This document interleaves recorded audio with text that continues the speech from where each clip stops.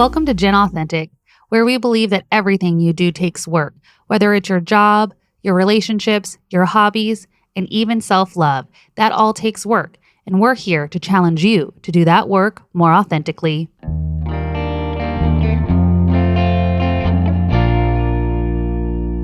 Welcome back to Gen Authentic. Today I am super excited for our guests that we have. I do have to say that this topic that we're covering today has been the highly requested, absolutely, people have been asking for it like crazy for us to have how to choose a therapist, how to interview a therapist. I talk all the time on this show about how I did a dating stream with therapists. And what I mean by that, of course, is I didn't date my therapist, but I went on first dates, I interviewed them, and I made sure I had the right partner to challenge me and build me to be the best version of Stef that I can be. So today I wanted to not only share with you guys what I've done and how I had questions, but I wanted to bring you an expert on the topic. Today we have Dr. Kimberly Gamauf joining us, who was a very predominant psychologist in the Scottsdale, Arizona area. And she is just amazing. She has given me advice for many years. And I am very thankful to bring her and her knowledge to you to the show.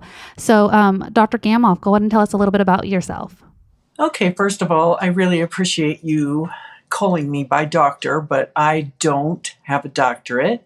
I have a master's. I was a licensed professional counselor here in Arizona for 13 years.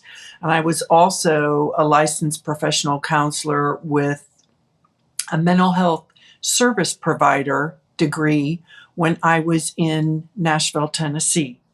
So thank you very much for the compliment. But being a licensed professional counselor doesn't come with that title.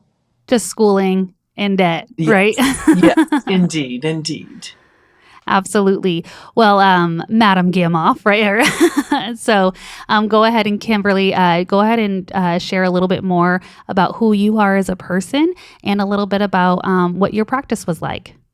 Thank you very much for inviting me to the show. Who am I as a person? I think the best way to describe that is someone who loves to travel, loves to learn, and is very curious about life. Even still, after being retired from being a therapist, still very curious about life and love where I live in the desert. And again, travel is, I'm a student of it. Enjoy it very much. And after 16 years of doing therapy with clients, I still continue to be curious about what's going on in the field that I used to work in and stay connected with a lot of people in the field because there's been so many changes in the last 4 years, as you know, with COVID. So, Absolutely. I mean, most medical practices had to completely turn themselves upside down, when the state and federal orders were emergency treatment only.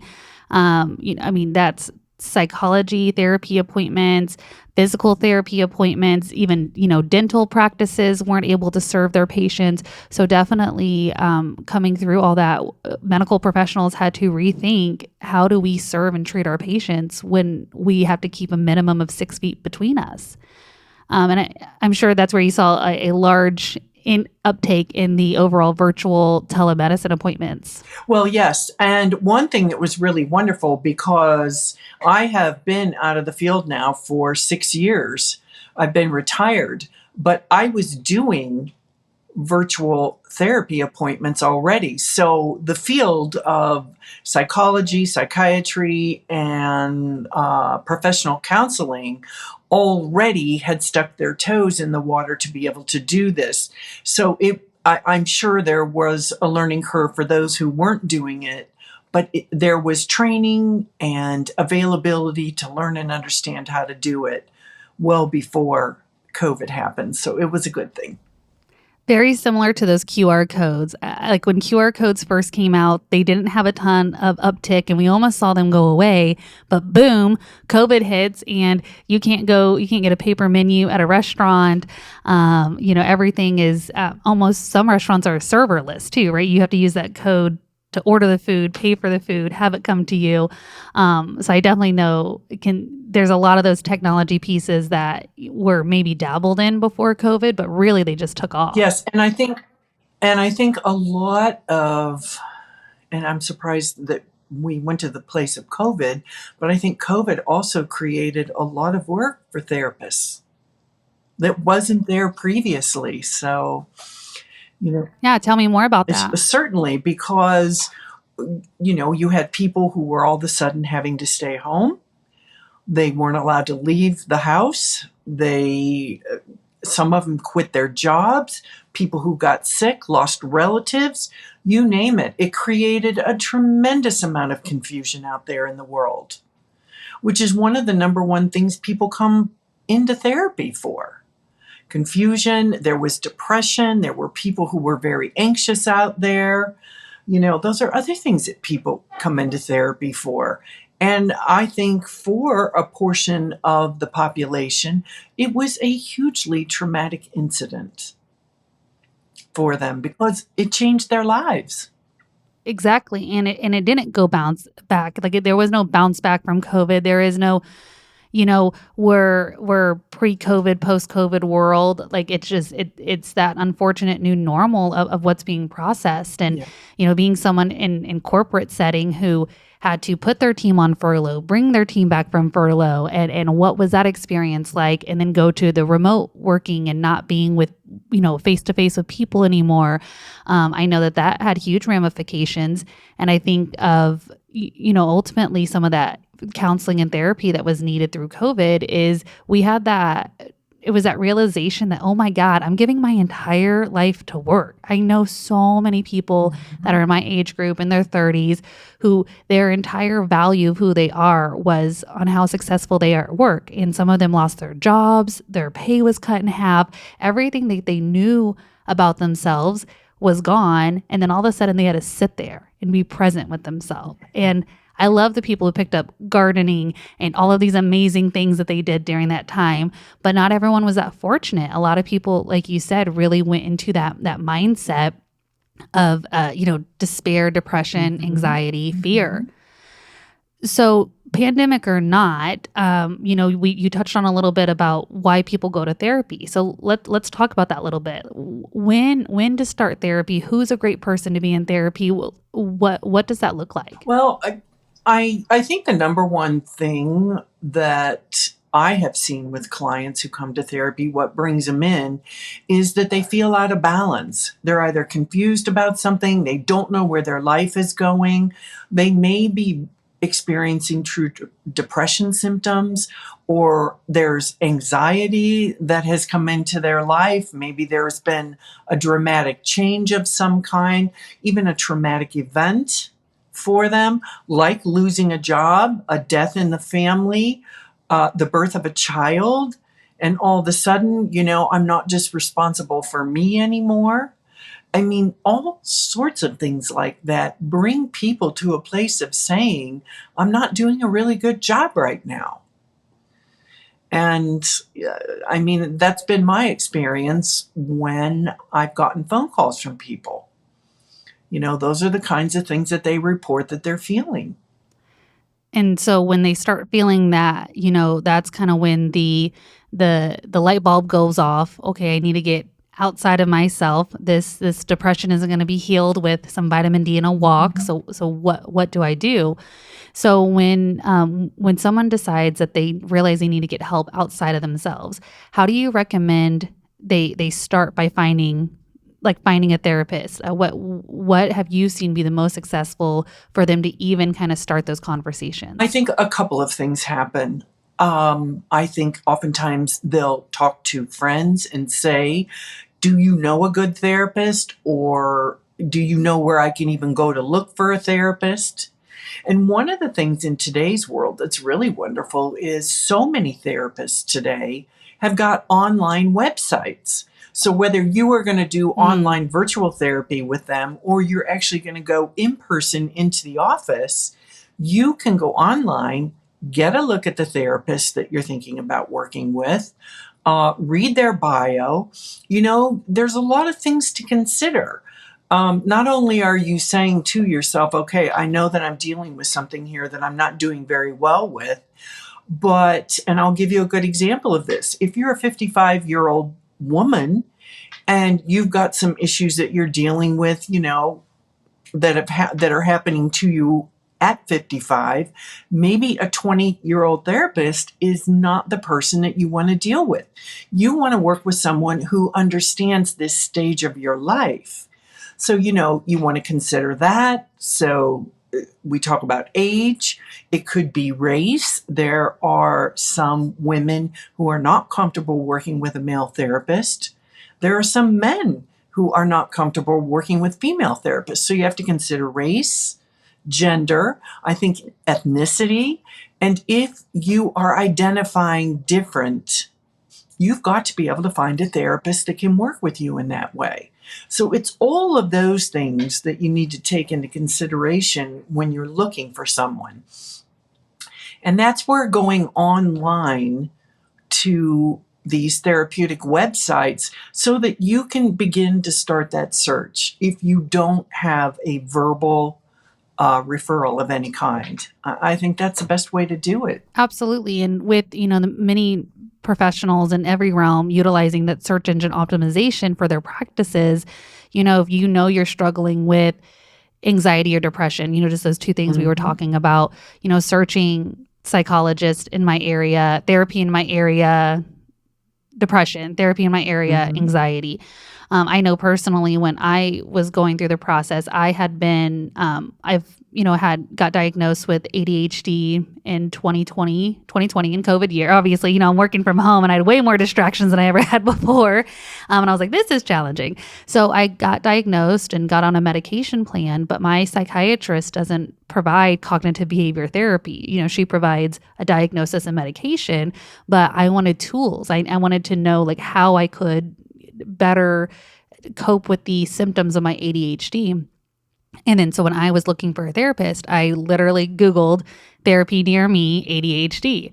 And then that's where I got the list of all of them. So, and then yes, very much scoping out their pages and seeing what they talk about on there, what kind of services they offer, and if it's in person or virtual. So absolutely, I think utilizing the going to their pages and then put in the symptom you think you have, whether it's self-diagnosed or not, because again, when you're talking about therapy, we're not talking about the realm of medication. We are talking about therapeutic tools that you can utilize. So when we talk about that, Kimberly, can you go ahead and walk me through what makes a good therapist? Well, I think first of all, empathy. You want a therapist that's going to come to the place you are. It's already a courageous move that you have decided to go in and start therapy. And when you get in there and you sit down and you've got a therapist who is talking to you over your head, using a lot of technical terms, and isn't really coming to that space where you are, you're not going to build a good relationship and you're not going to get what you want out of it. You've got to have someone who's really going to listen to what your concerns are and ask you questions about those concerns. Someone who is going to look at you and say, all right, let's start out with what you've got going here. Let's set some goals and let's take a look at some of the thinking that you've got going on and what it looks like in the way that you behave. It's as simple as that at that point, and not going in thinking that you've got to make friends with this therapist. He or she is there as a guide for you. And you want someone who wants you to succeed. And I think you covered it beautifully earlier when you said you didn't want to be around someone that was going to give you an attaboy. Because that doesn't help in therapy. Exactly. I have enough people in my life telling me that, oh, wow, you overcome so many things. And, oh, wow, you're so self-aware. Okay, great. How do I grow? If I'm already these things and I know that I want to elevate, I know I want to change, then I need someone who can see those greatnesses in me, and then challenge it. Yes, how do I go to the move you next forward. level? Because Yeah, I mean, one of the classic things with ADHD and anxiety as a whole, but with ADHD, of course, is masking, right? So you learn how to say the right things to get people off your back. You know how to sound self-aware. You know how to put this information out there to protect yourself. And so I've always been good at that, and I've been good at putting the mask on long before I realized I was doing it. And so now that I know I do it, I don't find myself stopping in the moment. I reflect, was like, oh man, that was masking again. How do I get over that? And I'm getting quicker and quicker now that that's what we're working on in therapy, at identifying that. But it was really important to me that I literally find someone to call me on my shit and challenge me. Because I was having the opposite reaction. I feel like when I was having therapists before, they were all trying to be my friend. And I was like, look, I got enough people. I'm not accepting applications. I need you to, I need you to help give me tools so that I can utilize my brain more effectively. And so one thing that one of my really good friends, and she's been going to therapy for about 6 months longer than I have. And one thing we both shared that we really appreciate about our therapist is they remember the stories we tell them. When we tell them about a friend and we may have had 2 or 3 sessions go by and we randomly bring that person up, they're like, oh yeah, the one that you went to, Austin City Limits with. I was like, yeah, that's the person.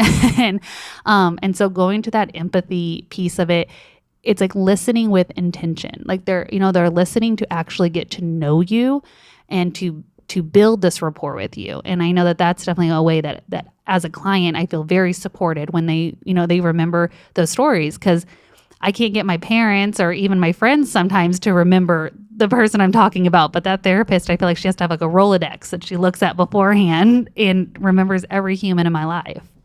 Well, and those stories are so important that you're talking about here. When a therapist can identify a story that you came in and talked about that was a life experience. And I use the word story because there's a whole lot that goes into what you're actually telling the therapist. And when you have a therapist who can turn back around and say to you 3 or 4 sessions later, I remember this and I remember what you said, you feel heard and you feel understood. And I mean, Yes. that is one of the most beautiful parts of a therapeutic relationship. And that's a good therapist. That's truly a good therapist. And it's a real Yes. therapeutic relationship, right? It's actually building that rapport with that person to, so that you can grow, because then I'm trusting, right? So unlike everyone else in my life who thinks I talk too much or, zones out when I'm talking, I feel like I'm being heard, and then my walls are going to continue to come down with this person because I'm building that trust. And, I think that is just one of the biggest takeaways in any relationship building, whether it's therapeutic or not, is, are you invested in the person you're building that relationship with? Indeed. And I mean, you kind of segued into what I think is one of the most important categories, and that is, what are some of the qualities that a good therapeutic relationship holds?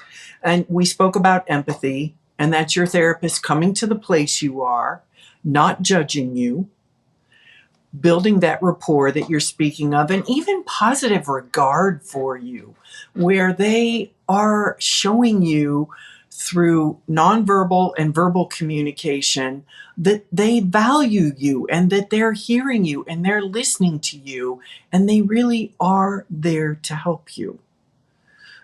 So when you think about empathy, positive regard, trust, rapport, and then even on top of that, being authentic, where they're being very honest with you and allowing you to maybe come in and say some things that would feel scary or uncomfortable for you, as well as the good things that you would say.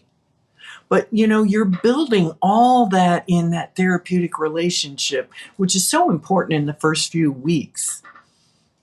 First few sessions, I should say, depending Oh if my you're only gosh. coming in once a week. It's such an important thing to build, and that you, the client, can see and feel it. Exactly. And that's the thing. It's like people don't always remember what you say, but they remember how they feel. And so, leaving that therapy session, I feel seen, heard, Right. valued. I remember the first time I was telling my therapist about getting these accolades at work. And, I came from a very toxic workplace. And so now in this one, to get like accolades, it was really hard for me to believe people. And I kept thinking they were just blowing smoke up my butt or they were just saying it to say it. And she was like, well, why? Why do you think they're going out of their way to send you instant messages, to send you emails, like to tell you about like how the impact you're having? What do they have to gain from that if it's not the truth? And it took me 2-3 weeks to really let that sink in. And then as I was telling her another work story, she paused and she said, do you believe that they think that you're valuable? And I said, yeah. I said, I really do. And she says, that's a lot of growth. You went from thinking that they were saying this just because they were trying to fill air. And then now, as you're telling me these stories, you're receiving the compliments. So, to your point, like I'm talking about your client in regard and doing that thing, identifying that a few weeks ago, I couldn't receive a compliment from coworkers without thinking they had hidden intent. And then 3 weeks later, I can talk about it and I'm truly receiving those compliments. And so, I think that, being able to help you identify your wins is really great in the therapy because, we're stuck in our heads 24/7 and we're hearing every good, bad, and neutral thought. And sometimes we forget, that we're now really accepting this. And so I know that's an experience I've had with a therapist where there was just like that flip switch that they were advocating and pushing for me to see me. And and I think that was super valuable. In the therapeutic world, we call them aha moments. They're so amazing when clients, when they discover this about themselves. Self-discovery is a beautiful thing in therapy. Yeah. It is. And it's always been really easy for me to discover what I hate about myself. And it's always been really easy for me to discover all the hundreds and thousands of areas that I can improve on every single day with every single thing I do. But to see and identify and discover positive attributes in myself, like that was not even something I can conceptualize.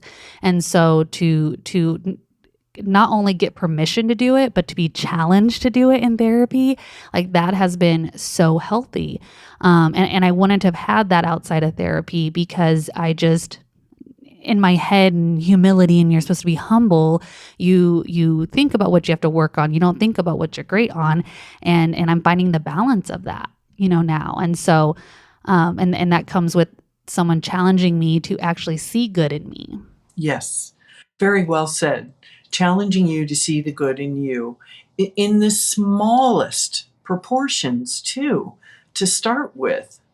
Yeah, exactly. So when we were talking through like that therapeutic relationship, and what are those qualities, and so when we're talking about finding and validating those qualities, do you think that there is a difference when it comes to online and in-person therapy? Do the values change? Does the quality change? What does that look like when you're trying to decipher between in-person versus virtual therapy? Well, it's really interesting that you would say this because most of the therapy that I did was in person. From time to time, I would have my in-person clients who would say, I just can't get in there. And we would do an online appointment. And these clients then would come in the following week for an in-person therapy appointment and say, I really don't like those online appointments. I like the in-person piece of it. I think it's a personal preference. I'm still going to work the way that I always work, whether I'm sitting and chatting with you online or you're in my office. But I think for some people, that whole thing of shutting out all of the noise and not being in their own personal space, but coming in the office and being able to sit down and actually feel like they are away from all those things that are really difficult is a good thing. There's a lot of adolescents who love doing the online therapy. I had several adolescents who really did very well with being able to do it from their own bedroom. It was a good thing for them. So, I just think it's a personal preference. Absolutely. I know personally for me, I am it's way more likely I'm going to show up to my appointment when it's virtual, because if I have to drive somewhere, there's too many obstacles. Like, and I know this is because now I work remote. So for me to leave my house outside of Mhm. going on walks, it's very rare, especially during the week. But same kind of thing. Like I do like to change location. I usually will go outside on my Mhm. patio, to do my virtual. But so I could totally see that, how preference. So I have a special, unique question with this. I'm going to use my mom as an example. She definitely wants to start leveraging therapy. She is right now where we do what we call trickle down therapy. So she's getting the therapy from my therapist as I trickle it down to her. But she knows she needs her own, obviously. And she is on a specific insurance where she cannot find an in-person doctor, therapist, psychologist of any sort. And so she is really struggling with the fact that she is going to essentially have to do online therapy. So for people like her that, they are restricted to a budget, so they are looking to utilize insurance covered therapy. And if their only option is remote, do you have any suggestions of what people can do to feel more comfortable with doing that kind of therapy? I want to start by saying maybe what your mom should do is begin by looking for a therapist who's going to cover the needs that she has and see if she can work on a sliding scale fee. Therapists do that. I did that because I had clients Oh, who wow. Okay. their insurance didn't cover, or maybe they were on insurance and came to see me. Then all of a sudden a job change happened and they didn't have a very good health insurance, but they didn't want to stop seeing me. And I put them on a sliding scale fee, something that they could afford. And that might be something for your mother to do, especially if she can get a referral, either doing it online or from someone that she knows to do that in person piece. Because if she's not comfortable with the online therapy, forcing yourself to try and become comfortable with that, I don't think is a very easy thing to do. Yeah. So, and I know there are a lot of therapists Yeah. that will do that out there. That's awesome. So just, picking up the phone and trying, especially if she finds someone that specializes in what she's looking for, then she has that opportunity to, to at least try. And it may be listed on their websites because I had that listed on mine only because I knew there were people out there who either didn't have insurance or, again, the insurance changed and they just couldn't afford to come. So, yeah. Well, I love that you had it online because there's a lot of fear associated with finding a therapist. Not only is it finding the right person who's going to have the empathy that we talked about, it's going to have the different therapeutic behaviors, that's going to have, the relationship building, all of that kind of stuff. That's nerve wracking alone, but the fear of how they're going to afford, people, there's this connotation out there that there is, mental health is not attainable for everybody. That's a luxury for the rich. And so I think, especially utilizing the websites and for therapists that have it listed, I think that's even more of a bonus point for that therapist because they're aware of the community and they're aware of the need, and they're willing to maybe sacrifice a little bit on what they're going to take home to serve the greater good. There's this saying that I use a lot. It's take the pennies off your eyes to see the dollars. So, essentially not being worried about the little bits of money today, Yes, but, yes. the big picture of what's going on. And so I think that's awesome. And that's really great advice. I know for me that when I started doing therapy, it was really hard to unplug from work. I would sit at my desk and I would have my work computer up and emails would come in as I was in therapy and I would get distracted. And I'm 34. So of course being on webcams and phone calls for me is second nature now. So, my age group, like you said, and even of course the Gen Zs and people younger than me are super, comfortable with it. But then what I started doing was like laying on my couch, before I found the outside and before I found all that stuff. And so then I would have my little camera up, but I'd be laying on the couch as if it was like a real session. And not that it's not a real session, but, like I was in person. I know that was one of the ways I started unplugging. Again, I didn't have a fear of doing it online at all. But, just even having the couch was great. And then moving to outside, I feel it gives me like a total casual environment. So I know physically changing where I am in my home, doing it has helped a lot too for me.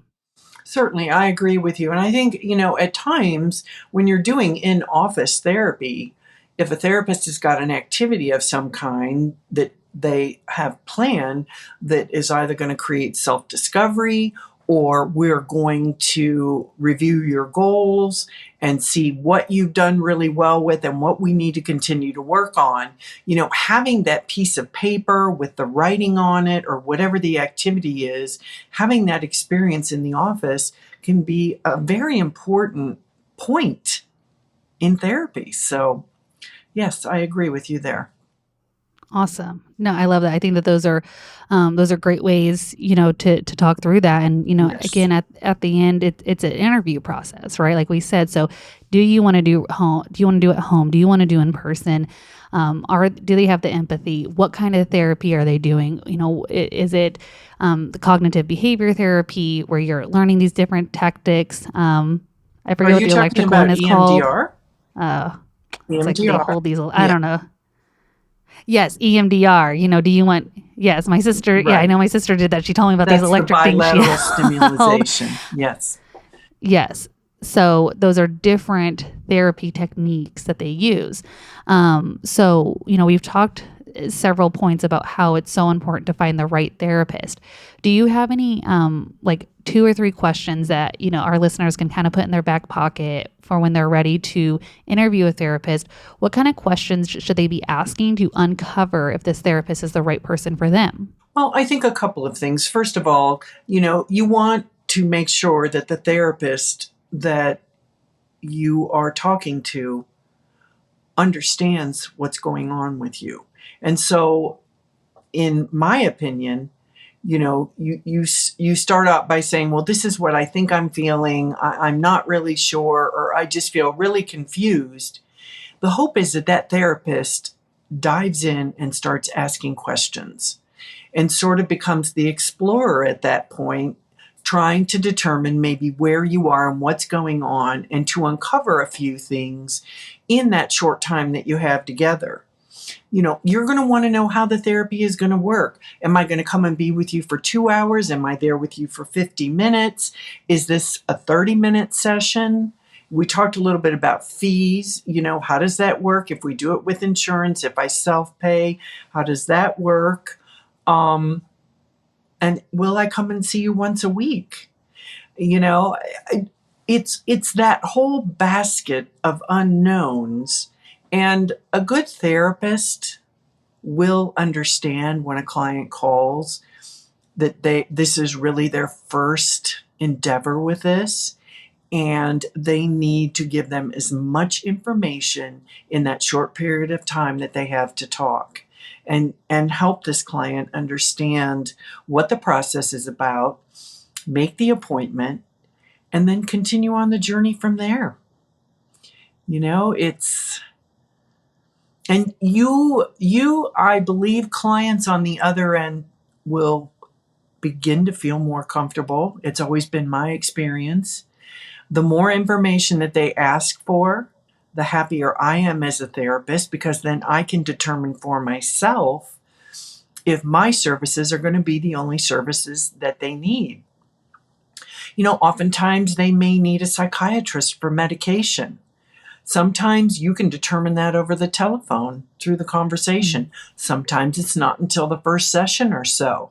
They may need other outside resources.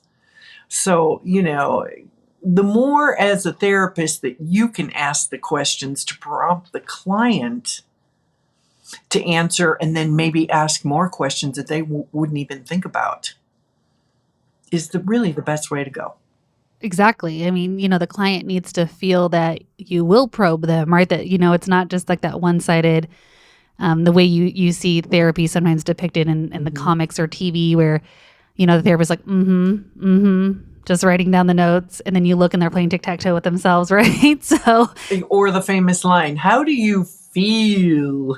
right. And how does that make you feel? Indeed. Well, and that's another key thing here, because when you are in working with a therapist, and you've told a therapist something and that therapist for some reason missed what you said and asks you the same exact question 10 minutes later, it's going to stand you on your toes for a moment and say, is she tired today, or is he tired today, or do they really have my best interests in mind? And I think as a client, you can challenge the therapist in that moment and say, I just had that conversation with you a second ago. Absolutely, you can do that. I think that's a great, point. I know when we talked a little bit before when we were talking through scheduling this episode, I had said one thing I definitely think is important is for us to talk through, therapy red flags, right? So for a client, if their therapist is, asking the same questions over, not retaining the information, not probing you, not asking clarifying questions, like those are two, pretty big red flags. Do you have another one or two that for the client that would indicate a red flag in their therapist outside of not paying attention and also just not asking for more, not probing you? I would say two things. Number one, talking more than the client. If the therapist is doing more talking than the client is not getting the opportunity to do the work they need to do.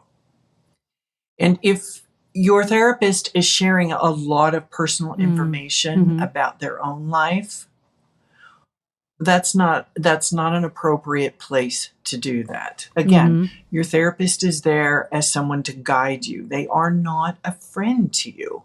So I think those two things are big ones. I think those are great and really tangible things that I think anyone at any level of therapy they can step back and identify those and really see those.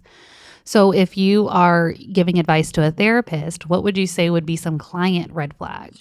Well, a couple of things. I think number one, as a therapist, know your limitations. Know your limitations for the therapy you can provide. If you're not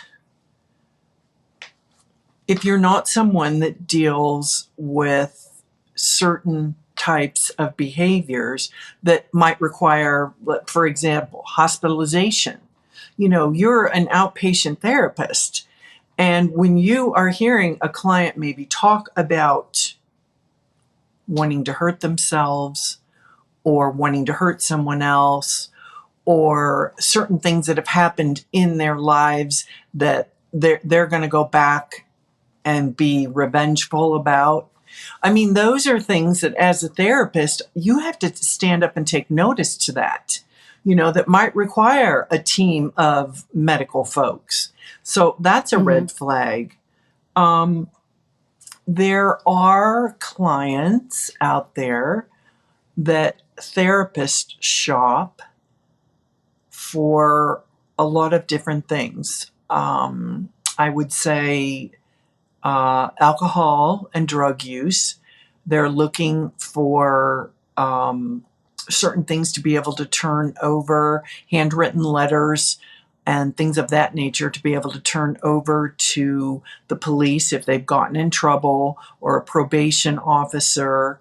So all of those kinds of things are red flags on the front side, and you can usually find those out pretty quick. But I would say there are clients that come to therapy and just go through the motions. And as a therapist, you have to get to a point where you say to yourself, okay, this client is really not that interested in helping themselves, and you have to confront them.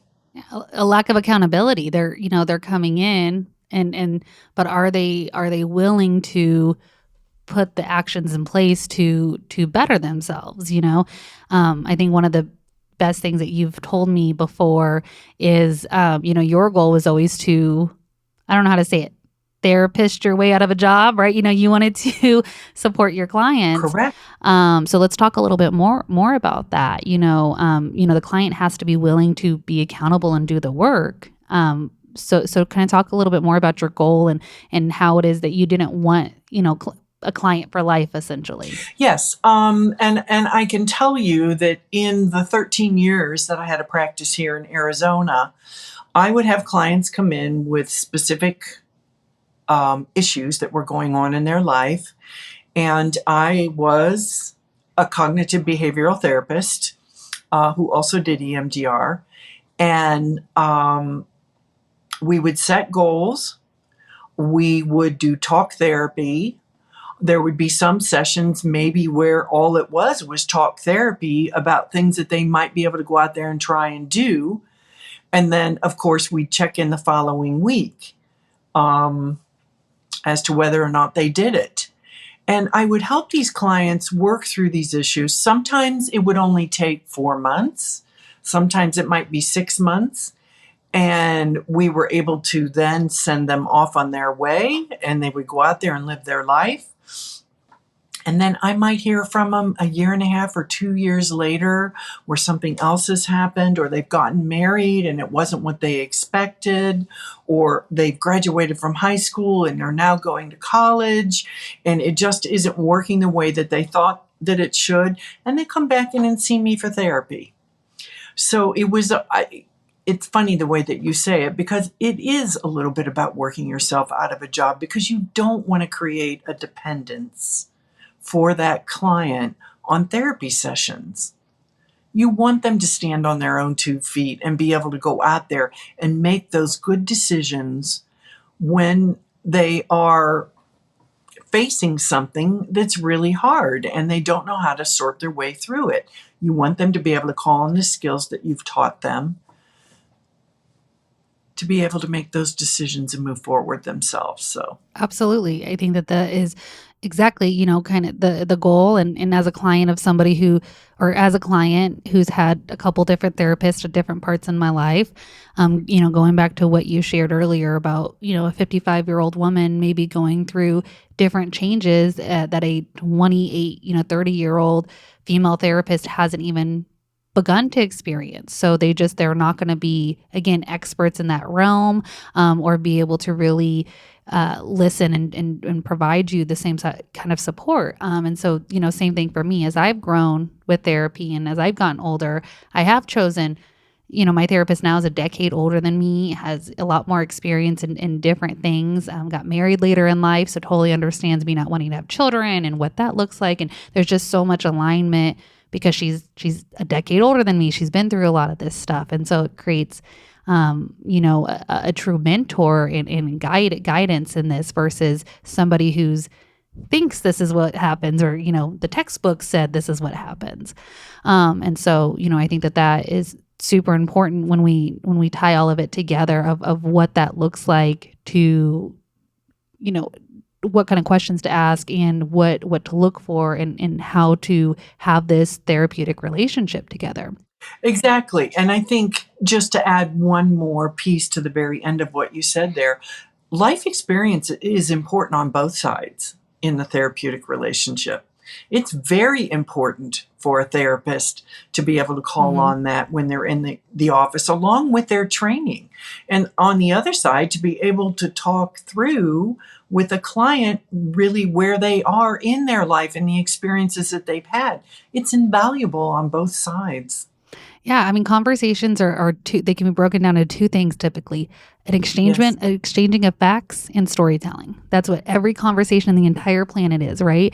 So if you're simply sitting there and exchanging facts, client to therapist back and forth, textbook facts, just historic facts without the color of color of stories there, that people forget that there's not takeaways, there's no the aha moments, but having an exchanging of stories back and forth between the two people, that is how you Yes. build a rapport. You cannot build rapport by exchanging facts. It's not how it works. And so, really looking at these conversations as storytelling both ways will build that rapport and that trust much more quickly. Indeed. I couldn't say it any better than the way you just said it. Love it, love it, love it. So so in this last little part that we'll kind of touch on, so when there are those red flags, when there are the red flags and, a client has determined that their therapist isn't listening to them, isn't challenging them, isn't holding them accountable, that they've been going to this person, what does it look like to, quote unquote, like dump your therapist? What does that look like? Well, I think there's a variety of things that clients will do. And some of them, because they just want to avoid confrontation, will make another appointment and not show up, and you may not see them again. I think maybe making a phone call and hoping they're going to get a voicemail so they can say, this just really isn't working for me, is another one. And I mean, I haven't had this experience, but I know some therapists who have, where clients just completely disconnect in the office at the end of session. And that can happen, or they'll just come out and be very verbal and say, I just really think this isn't working for me, and I think I just really need to take a break. So, it could be any one of those things. Again, it depends on where they are in the therapeutic process and how comfortable they're going to feel being that honest that they're not doing the work they think they should be doing, because of the therapist. Exactly. And it kind of sounds like with those options, there's no real right or wrong way. It's just those are kind of the most typical ways that people can kind of end that therapeutic relationship. Yes. I mean, it's always wonderful when you are able to go through the process on the other side of it with a client, where you plan for the final session. The client is going to come in, you're doing a goal review, you're talking about everything that they're going to go out there and do in the world. I mean, that is such a beautiful thing when that happens. That, the other side of it here is when you have a client who just says, this just isn't working for me, or I just don't want to do this anymore. I don't want to do this anymore. That you as a therapist have to be able to say to yourself, okay, I feel very clear about what I was doing and working on with you, and call me if you decide that you want to try it again. So yeah, it's a dance, right? Again, it's a personal preference. Yes, it's always a dance. Yes, yes. And so if a therapist is seeing those red flags in the client, like we just talked about, what is like the most ethical, and what do you think is the most respectful and ethical thing for a therapist to do if they realize that their client has, those red flags and they're not willing to kind of overcome it to hold themselves accountable? Well, I think that, you as a therapist would come and approach the client by looking at whatever the goals that you have set and the ones where nothing has been completed, to be honest about them with their progress. One thing that I would never do with a client like that is I did not just tell my client, you can't come back and see me anymore because you're really not interested in doing this. I did put some referrals in place, especially if I believe that possibly medication might help out, or a different kind of therapy might help out, maybe to start out with some group therapy instead of some individual therapy. So I always had some sort of referral for them if I had to let a client go. You just don't want them to walk out and be on their own out there. So Talk about rejected, right? So yeah, and having that. Well, thank you so much for going through these things with us today and talking through, really tangible ways to approach this thing called therapy, and what does that mean? So any last minute things you want to say, any final closing thoughts that you want to say in the realm of choosing and partnering with the right therapist? I think that you as a client have the right to be in an office with a therapist that when you sit down, you feel comfortable from the very beginning, that you can see that this therapist is very present for you, is willing to help you, and wants to help you. If you don't feel that early on in the therapy process, don't go back. Don't go back. There are some therapists that click really well with certain people, and there are some who don't. And, it works the opposite way too with clients. So don't be afraid if you don't click with the first therapist you choose to go and find someone else. You will find someone that you click with, that you can work with. Especially if you're driven to make your life better, you'll find that person. Never settle in every aspect, in every realm of your life. Never settle. Well, thank you so much for joining today. I really appreciated having you on here. And I just want to thank you for being one of the voices of the generation working more authentically through life. Thank you for listening to another episode of Gen Authentic. If something in today's episode resonated with you, share it with a friend. If you hated it, share it with an enemy. And if you want to get a hold of me, you can find me at Stef Authentically on Instagram and TikTok. Until next time, thank you for being the voices of a generation working more authentically through life.